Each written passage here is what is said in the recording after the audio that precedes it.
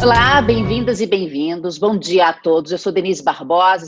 Estamos aqui apresentando mais um episódio do McKinsey Talks. Aqui nós vamos compartilhar ao vivo perspectivas, fatos e análises relevantes para as nossas empresas nesse momento tão complexo.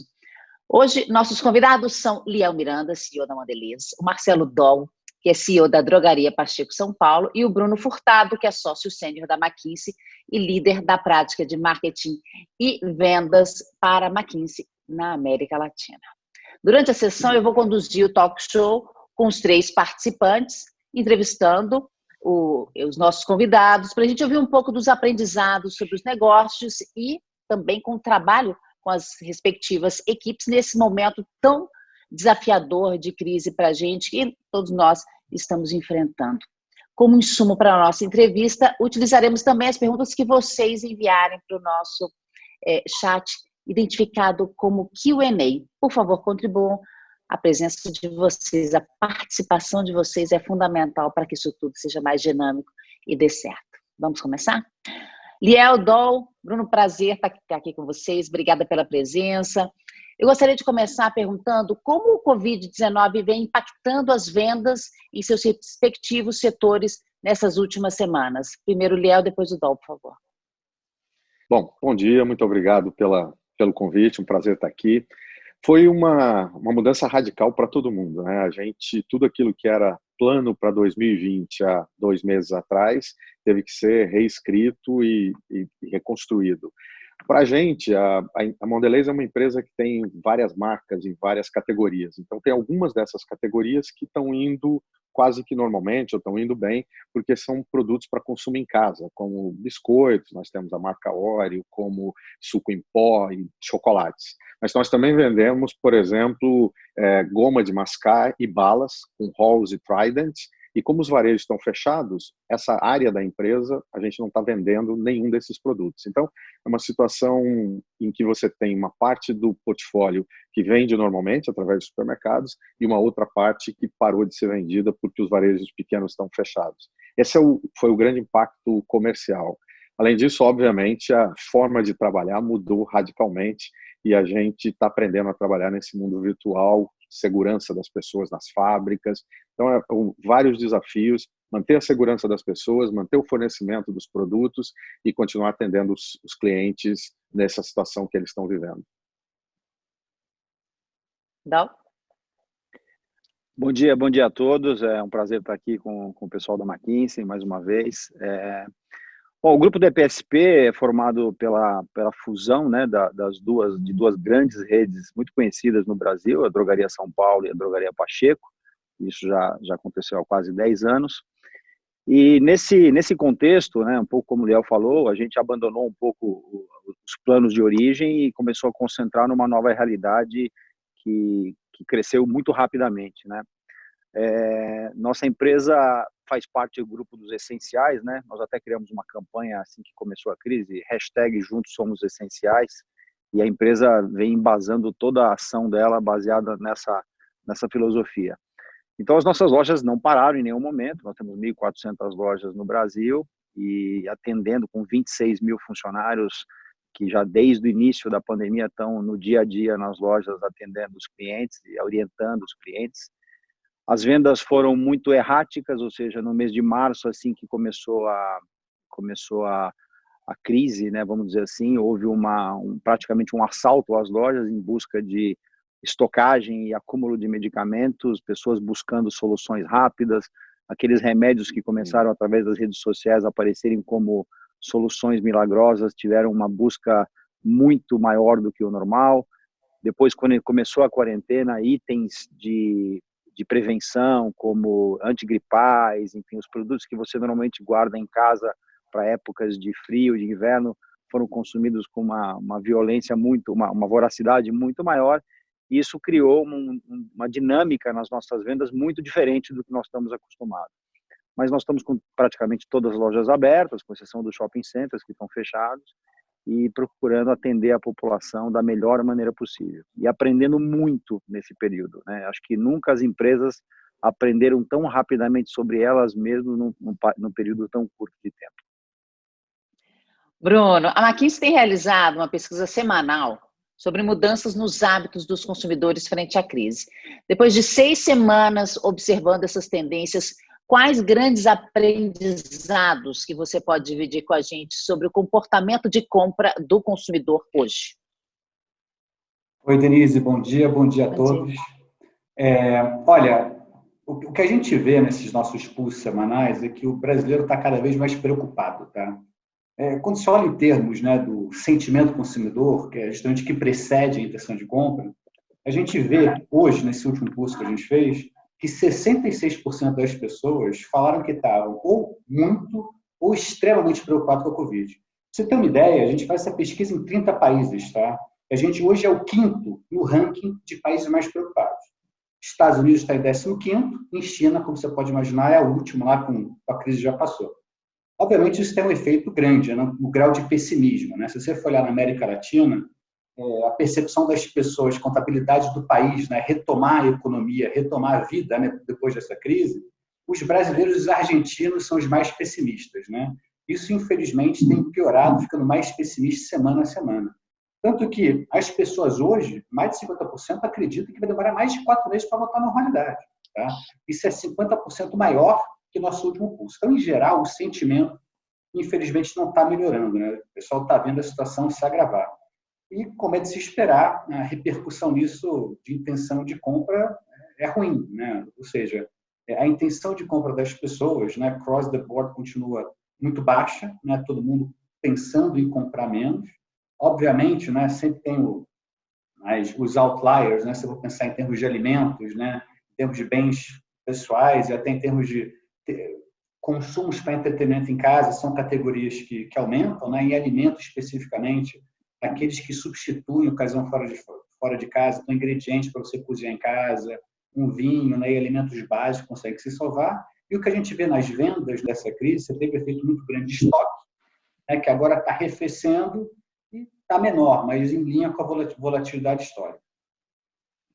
E como é que vocês estão sentindo isso na ponta, em termos de comportamento do consumidor de um modo geral? Como é que isso tem variado por região? Houve mudanças no consumo de determinadas categorias de produtos? Queria começar pelo Liel, depois o Dol responde. Com certeza. Acho que esse comportamento que o Bruno descreveu, das pessoas estarem em casa e estarem tentando reproduzir um pouco a experiência que a gente tinha fora de casa, dentro do dia a dia de casa, com entretenimento, mas no nosso caso, com produtos de consumo diário, como biscoitos, chocolate, suco em pó, sobremesas. Nós temos produtos em todas essas categorias, líderes. Então, isso a gente tem observado um crescimento, mais ou menos como o Bruno e o Dol descreveram. No começo, assim que foi anunciado a quarentena, com um pouco mais de intensidade, as pessoas ficaram preocupadas e se estocaram, mas depois, com o decorrer das semanas, teve a percepção de que o supply chain estava intacto e que não precisava desse estoque, e o volume voltou para uma demanda um pouco mais parecida com o normal, acima daquilo que a gente vinha observando antes. Então, isso foi muito positivo. Mas como a gente também tem um grupo de produtos para consumo fora de casa, que são Trident, Halls, goma de mascar e balas, o consumo quase que desapareceu. A gente perdeu quase que todo o volume, porque ele é vendido através de impulso, do pequeno varejo, do restaurante, bar, loja de conveniência, e isso a gente está com a demanda quase que muito menos do que a metade do que era antes. No nosso caso, acho que por região, eu acho que a variação que houve tem mais a ver com o timing de como a pandemia foi evoluindo, né? Ou seja, tem lugares, São Paulo foi um lugar onde rapidamente a sociedade começou a se movimentar para entrar em quarentena, e isso foi defasado no Brasil em função da forma que normalmente cada parte do país reage, né? Mas fora isso, os comportamentos foram similares, como eu comentei, álcool gel, os itens de proteção básica foram aqueles que realmente tiveram uma demanda impressionante logo no início, as pessoas procurando se preservar da melhor forma. Depois, uma coisa interessante, voltou muito aquele contato telefônico, né? Os clientes ligando para as farmácias, pedindo informações, pedindo orientações. E é interessante que nós temos a relação nas farmácias de consumidor, às vezes são relações de longo prazo, né? Então, eles conhecem os balconistas, conhecem os farmacêuticos, E essa conexão se restabeleceu até um pouco na forma do passado, né? Porque esses contatos voltaram a ser dessa forma, ligando para a loja, você guarda para mim, reserva para mim, eu vou buscar aí. A frequência de visitas também mudou, eram visitas muito mais pontuais, aquilo que o Liel comentou, o impulso diminuiu, o impulso daquilo que não é essencial diminuiu, então o foco foi realmente muito mais em produtos essenciais. De uma certa maneira, foi um comportamento muito mais nesse sentido de proteção. Na parte de produtos é um pouco do que eu comentei, é natural, todos nós vivemos a mesma coisa, que é buscar produtos que sejam mais de proteção de saúde em relação à Covid, em relação à gripe, em relação à imunidade. E isso foi o que aconteceu e vem acontecendo. E a gente também sofre já os riscos de insumos pelo que se fala, pelo excesso de demanda em algum desses produtos, né? Mas a empresa tem trabalhado fortemente para manter os seus níveis de estoque e abastecimento para poder atender toda a população e a gente tem conseguido fazer isso de uma forma bastante eficiente. Eu adorei que o Liel falou que chocolate é de consumo diário. Vou aderir. Como é que essas mudanças todas têm impactado os canais de vocês? Qual que é a relevância que o online está ganhando? Conta para a gente, Dol, depois o Liel completa. O nosso setor, o online, digamos que ele é um setor que vem crescendo, mas não tinha uma relevância tão grande como talvez em outros setores, mas vem crescendo a 2 dígitos de um modo geral. E é óbvio que, nesse momento, uma situação como essa faz com que as coisas se acelerem demais, né? Então, para dar um exemplo, né, o governo autorizou o uso da telemedicina e da prescrição eletrônica para que os médicos possam atender pacientes de uma forma remota. Isso é um desejo enfim, do setor já há algum tempo. Isso foi rapidamente regulamentado para que se pudesse se tornar viável. E rapidamente nós já nos adaptamos e uma semana nós criamos o sistema para poder atender essa demanda de prescrição eletrônica, e as nossas lojas todas hoje já estão dispensando através de receitas eletrônicas que os clientes recebem, que fazem através de telemedicina. Então, isso para dar um exemplo da capacidade, né, uma outra forma de enxergar o online, porque o online a gente enxerga só pela compra do e-commerce, mas o online ele tem várias outras facetas, né? E essa é uma delas, né? Além da venda online, que aumentou substancialmente nesse período, e eu acho que a gente vai ganhar alguns meses ou até alguns anos de crescimento natural em função dessa crise, e isso veio para ficar. Bom, no nosso caso é muito parecido. Eu acho que a venda para o consumidor, diretamente para o consumidor online, era muito pequena antes, e a gente experimentou, por exemplo, durante a Páscoa, que multiplicou por 8 vezes o volume que a gente vendeu diretamente para o consumidor. Então, essa é naturalmente uma demanda nova do consumidor de comprar online. A segunda grande aprendizado é que a relação com o cliente, com o varejista, também está evoluindo para a relação online. Então, porque os vendedores não podem mais visitar as lojas, agora toda a nossa venda para os varejos está sendo feito ou por telefone ou online, e eu acho que isso é uma coisa que também vai ficar. A gente aprendeu que a relação comercial, tanto com o varejista, B2B, quanto com o consumidor, ela pode evoluir para o online com muita rapidez. Em relação a canais, uma outra coisa que a gente tem observado é quase 2 extremos. Ou o consumidor está buscando muito mais o grande supermercado, o hipermercado, porque ele não quer fazer muitas viagens, ele quer ir a um lugar e comprar tudo, ou ele quer a loja de vizinhança. Então, a gente está percebendo que os canais também estão mudando, em que o hipermercado que vinha caindo até um pouco, para nós, pelo menos, para nossa categoria, eles voltaram a crescer, e o supermercado de vizinhança, a loja de vizinhança, também voltou a crescer. Só para eu complementar um ponto aqui, 2 temas, já você está assim, perfeito, né? O hiper era um modelo que, ao redor do mundo, né, já mostrava sinais de esgotamento, né, por uma tendência das pessoas querendo mais conveniência, fazendo mais viagens, e agora as pessoas estão aumentando as compras, né, então é um formato que está se revigorando, né, não só na Puma, mas em todas as categorias. Outro tema que você falou também que é super interessante é o B2B, né? A gente também faz uma pesquisa, a gente começou a fazer depois do consumidor, mas em torno de 3.600 executivos do mundo, executivos de B2B que tomam decisão, para entender também como é que a pandemia estava impactando eles. E a coisa super interessante é que esse fenômeno online, você não vê só no B2C, você vê no B2B também. Então, inclusive, para o Brasil, 50% das vendas dessas empresas de B2B, né, aumentaram, você viu lá, aumentaram 50% da venda online. Né? Quando você fala no modelo de go-to-market, né, que tradicionalmente você tem pessoas indo lá, vendendo relacionamento, agora está fundamentalmente por chat, online, portal, e não só eles, mas os clientes deles. Né? Fazendo pesquisa com os clientes, hoje eles preferem 3 vezes mais ser atendido remotamente, ou através de autoatendimento, ou no digital, do que receber a visita. Então, é um negócio que eu acho que vai ficar e pode ser aí o prenúncio de uma mudança muito maior aí na relação de mesmo empresas de B2C com trigo. Interessante. Olha, e quais foram assim as principais adaptações que vocês tiveram nas operações, Liel e Dol, considerando esse novo contexto e as demandas do consumidor? Assim, promoções, mudanças no marketing, operações das lojas. Eu queria que o Liel começasse depois o Dol completo. O primeiro movimento, a gente acabou de falar, que é essa mudança para o digital. O consumidor não está na rua, então ele está em casa consumindo mídia digital e consumindo produtos através da compra digital. Então, a gente fez uma mudança muito rápida de mídia, de plano de mídia, de comunicação offline para online.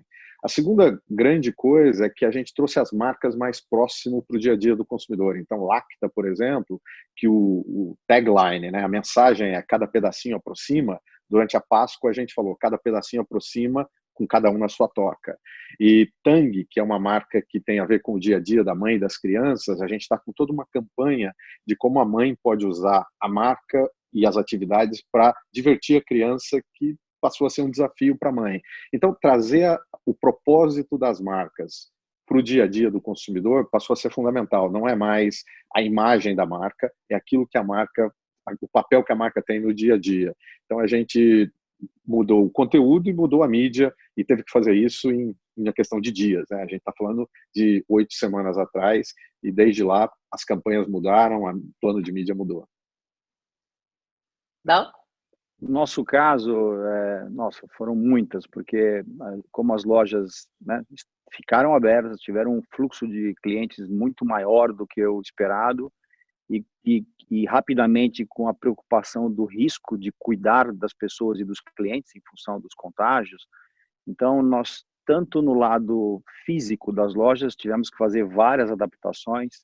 Primeiro, proteger o nosso time, né, porque a gente sabe que tem um exército de heróis lá na ponta para cuidar dos clientes e a gente tinha que protegê-los. Então, uma série de protocolos de higiene, de limpeza, de distância, de regras de proteção e criar uma disciplina rápida, né, na sociedade, no grupo não é fácil, então você tem que criar isso de uma forma muito intensa, sem criar medo. Então, muitas regras a gente criou para poder garantir essa segurança para que eles pudessem continuar operando. E na parte do negócio em si, principalmente, nós somos um negócio muito regulado, né? Então tem uma série de regras de Anvisa que nos regulamenta. E muitas dessas coisas foram sendo alteradas e foram sendo mudadas em função da evolução da Covid, né? Então, para dar algum exemplo, esses medicamentos que eu comentei que foram rapidamente acessados por se tratarem de possíveis curas, eles eram medicamentos que eram orientados para outros tipos de enfermidades e eles começaram a acabar nas prateleiras. Então, a Anvisa criou rapidamente regras de os medicamentos tinham que ser prescritos para que não pudesse ser mais comprados sem prescrição. Então, você tem que adaptar a sua operação, a prescrição eletrônica, que eu comentei também, a gente teve que adaptar a nossa operação para poder atender a prescrição eletrônica. A farmácia popular, que é um programa do governo para atender a baixa renda, eles estenderam de 1 mês para 3 meses, então o cliente poderia comprar agora 3 meses de medicamento e não só 1, para que ele pudesse ter mais tempo em casa com isso. Isso tudo são sistemas que você tem que adaptar em overnight, praticamente, né? Então, a gente teve que adaptar muita coisa na nossa operação para continuar atendendo os clientes da melhor forma possível e continuar protegendo os nossos funcionários. Basicamente, foram as 2 grandes frentes.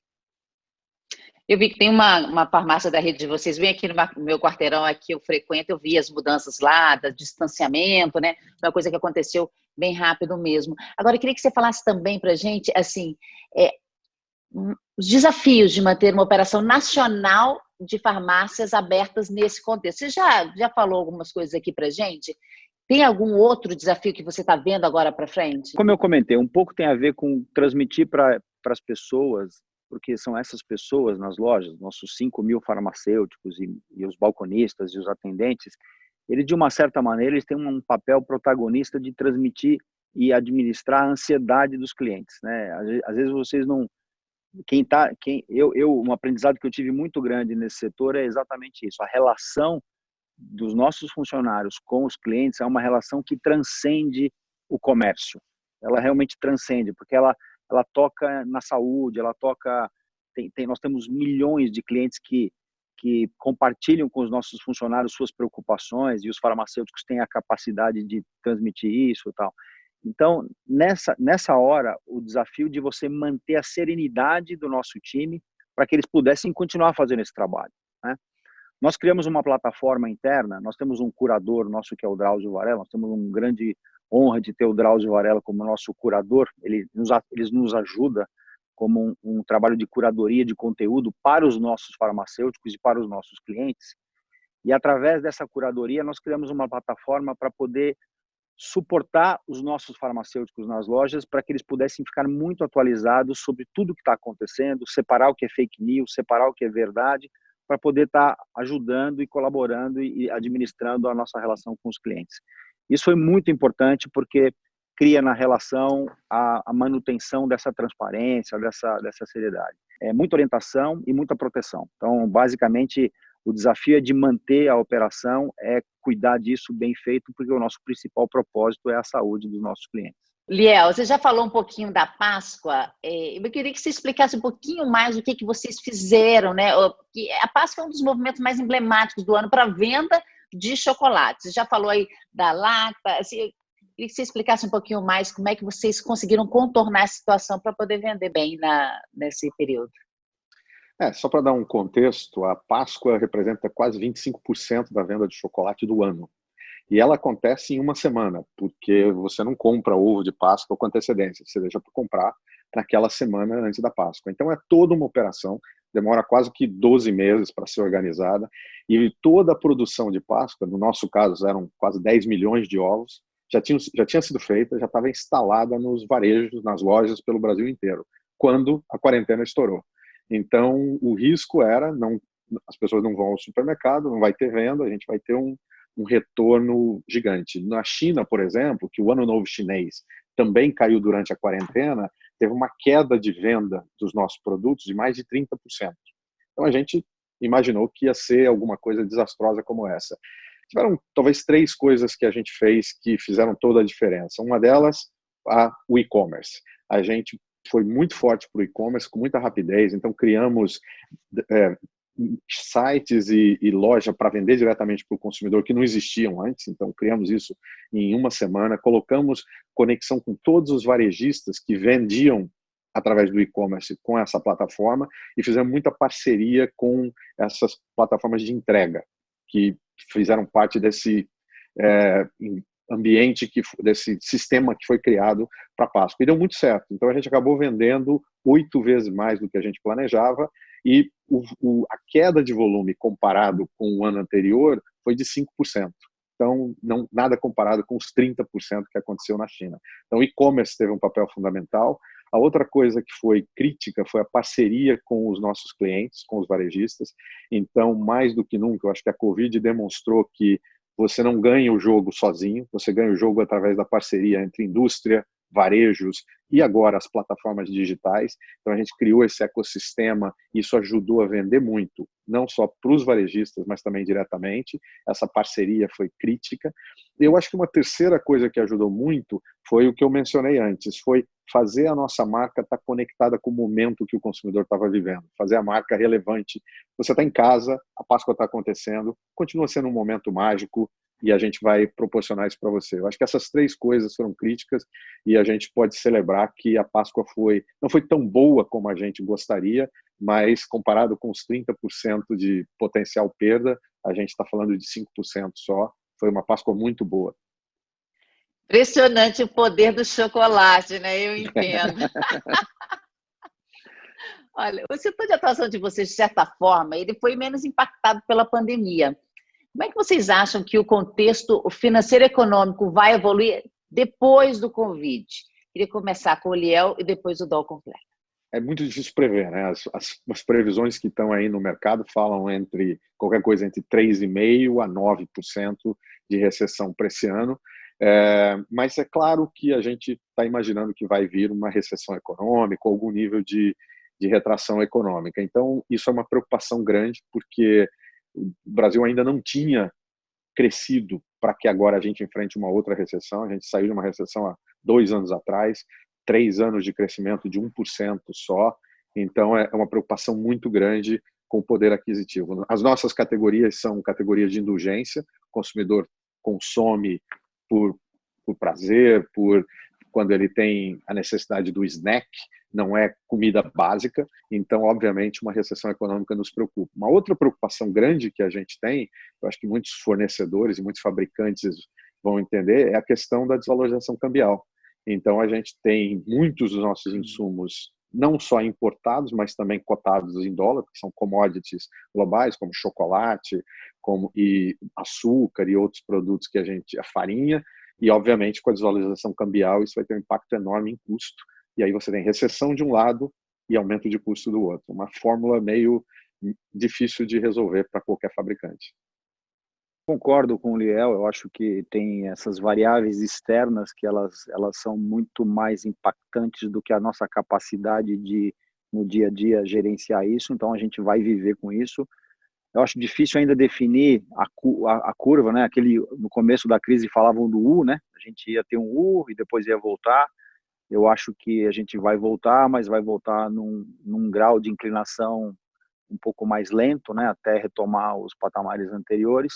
E isso ainda é um pouco incerteza, porque tem muito a ver com a capacidade do país reacionar e trazer novas notícias que gerem confiança, né, no setor, na estrutura da sociedade como um todo. Por outro lado, eu acho que tudo isso que está acontecendo está criando muito aprendizado para as empresas, no sentido de como se reconectar com o cliente de uma outra forma, né? Então, a gente tem visto experiências de relação com o consumidor.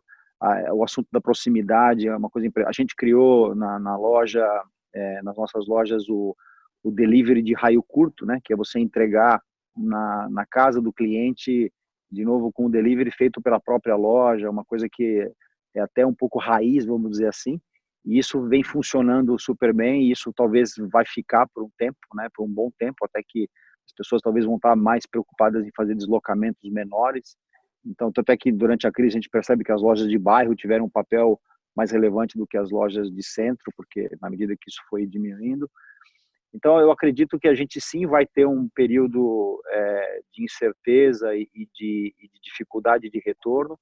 O nosso setor é um setor farmacêutico, ele é mais resiliente de um modo geral, ele não tem grandes upsides, mas ele também ele acaba não tendo quedas abruptas, porque nós estamos falando de um produto essencial que as pessoas precisam estar consumindo.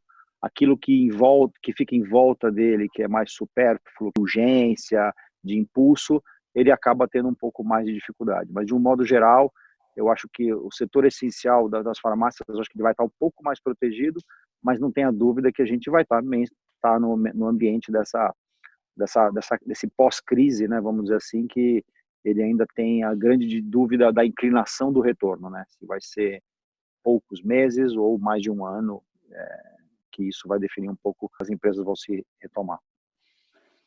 O grande desafio foi, como o Dol e o Liel falaram, né? Eu acho que, primeiro, a gente pode estar à beira de uma recessão anual sem precedentes, né? O ano de maior queda foi o ano lá no Plano Collor, né? 1990, que a gente teve uma queda de 4,35%, né? E aí, né, apesar de todas as incertezas do cenário, uma coisa é constante, né, que eu nunca vi uma previsão melhorar, né, está mostrando que a recessão vem sendo cada vez pior. A gente pode ter um tema sem precedente. E o tempo da volta é muito importante, né? Então, como o Lau mencionou, que a gente está falando no melhor cenário, isso volta no primeiro tri de 2021.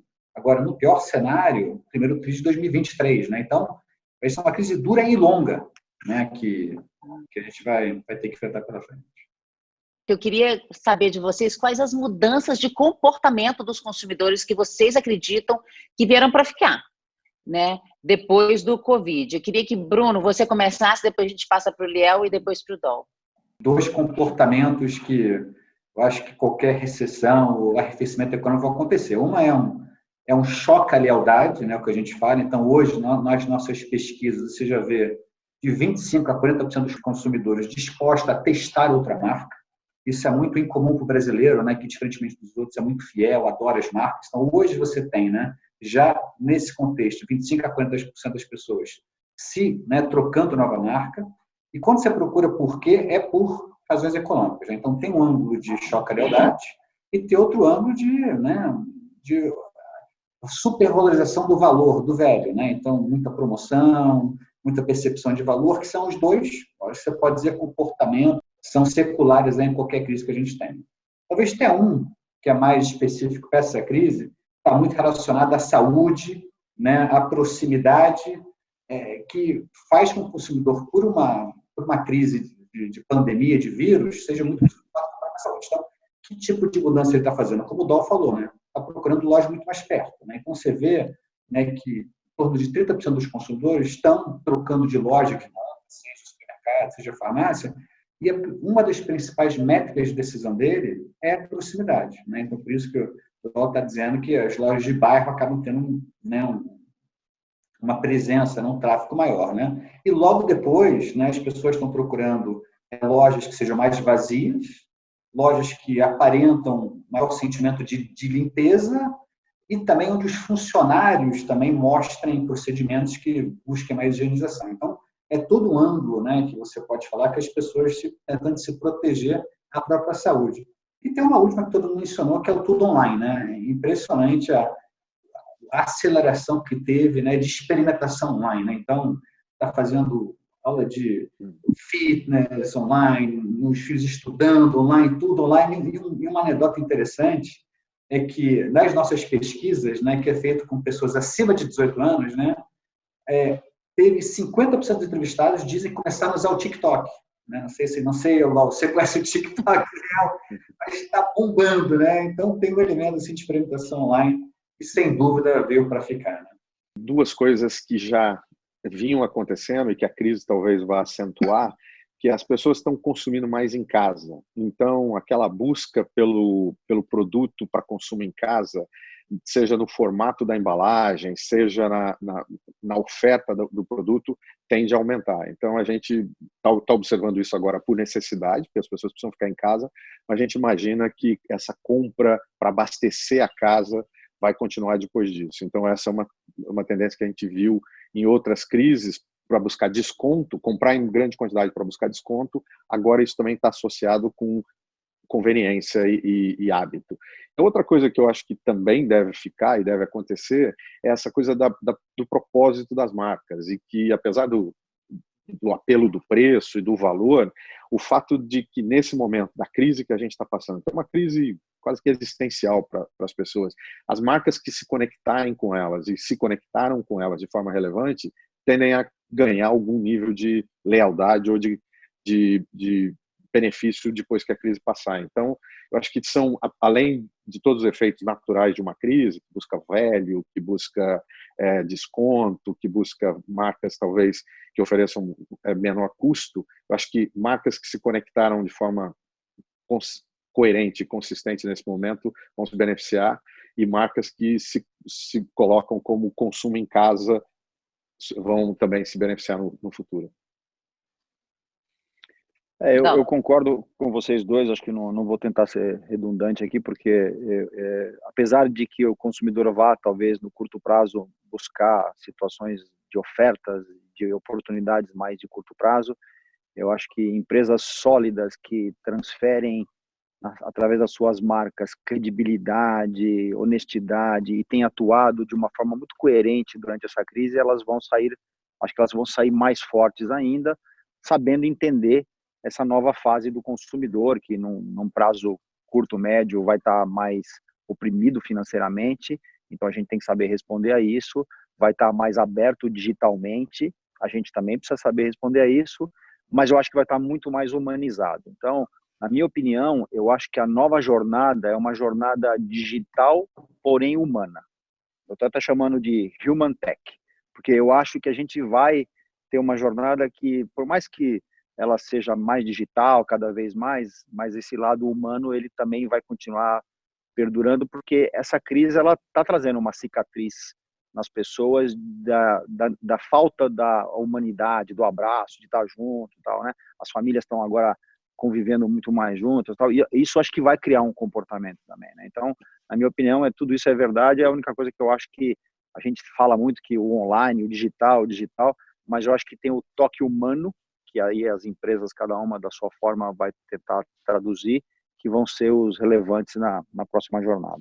Até o momento, as empresas estiveram muito preocupadas em responder à crise, mas vocês já estão pensando no retorno? Quais são as principais oportunidades e desafios que vocês imaginam que vocês vão ter quando tudo voltar ao normal? Queria começar com o Liel, depois o Dol completa. Com certeza, né? Acho que está todo mundo preocupado de como é que vai ser o retorno do ponto de vista das operações para garantir a segurança dos funcionários. Hoje a gente tem, nós temos 8 mil funcionários no Brasil, desde a fábrica até o supermercado, abastecendo as gôndolas do supermercado. Então, manter a segurança de todas essas pessoas quando a gente estiver saindo da quarentena é a primeira preocupação. A gente não pode deixar que os velhos hábitos voltem sem protocolo, sem segurança. Então, essa é a primeira grande preocupação. A segunda grande preocupação é exatamente o que a gente estava discutindo antes, em que ambiente econômico a gente vai estar operando e quão rápido esse ambiente econômico vai se recuperar. Essa é uma outra grande preocupação.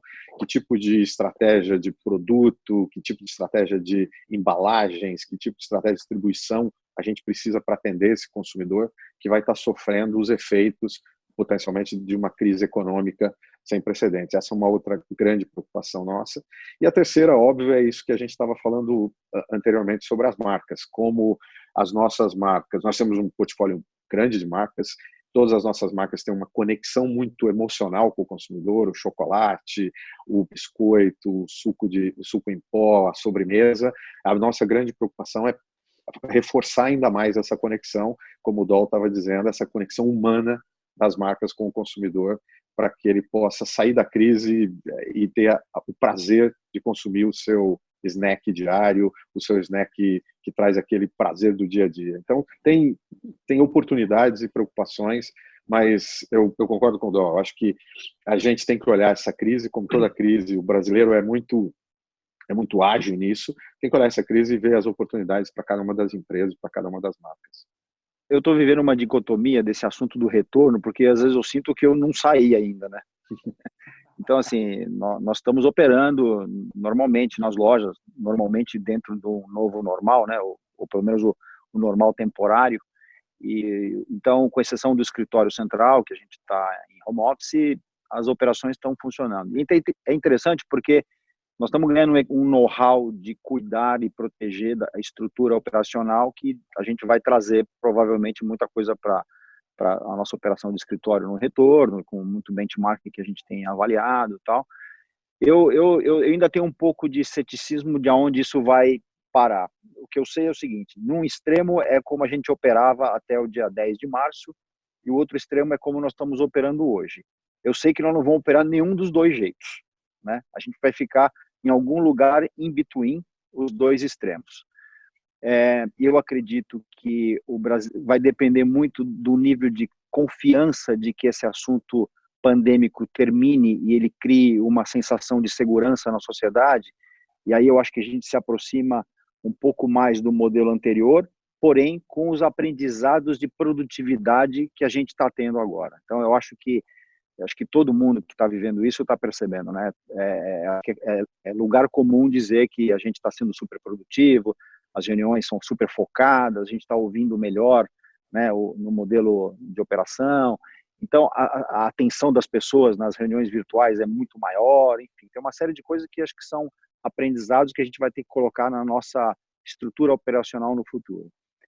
No entanto, conhecendo um pouco o brasileiro, eu ainda tenho uma certa dificuldade de acreditar que nós vamos estar, daqui a 2 anos, operando de uma forma completamente diferente de como nós operamos. Acho que nós vamos inserir uma série de coisas de segurança, de modernidade, de digital, tudo isso, mas eu acho que o lado, de novo, humano, o brasileiro, ele tem essa coisa do contato, que eu acho que ele vai evoluir, mas ele não vai ser eliminado, na minha opinião. Eu acho que até é um pouco difícil ainda dizer isso, porque nós estamos no meio, vai depender de como esse assunto vai evoluir, mas eu não tenho dúvida que a gente não vai ficar em nenhum dos dois extremos, a gente vai ficar em algum lugar no meio do caminho.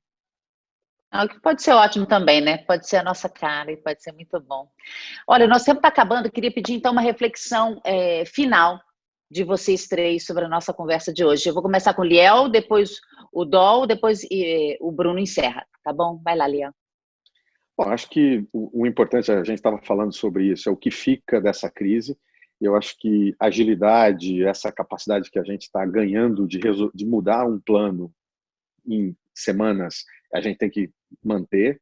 Eu acho que essa coisa da parceria entre indústria, varejos, para atender o consumidor melhor, foi um outro grande aprendizado que a gente tem que manter.